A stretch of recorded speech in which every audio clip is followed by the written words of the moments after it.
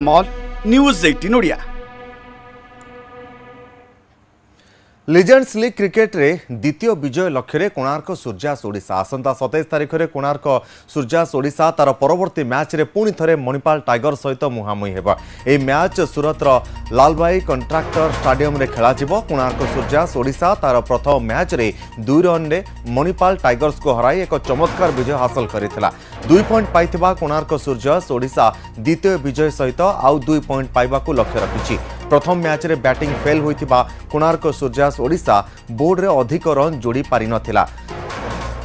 तेणु आगामी match गुड़िक batting रे उन्नत प्रदर्शन करने को दल चेष्टा करिवो। यूसुफ पठान रॉस टेलर को परि किछि पावर हिटर सहित दल वर्तमान संतुलित देखा जाउछि। ओडिशार पूर्वतन रणजी क्रिकेटर नटराज बेहरा एही मैच रे खेलिबार संभावना मध्य रहिछि।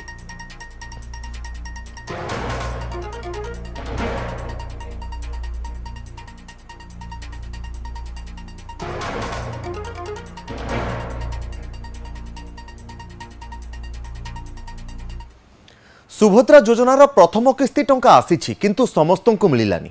अनेक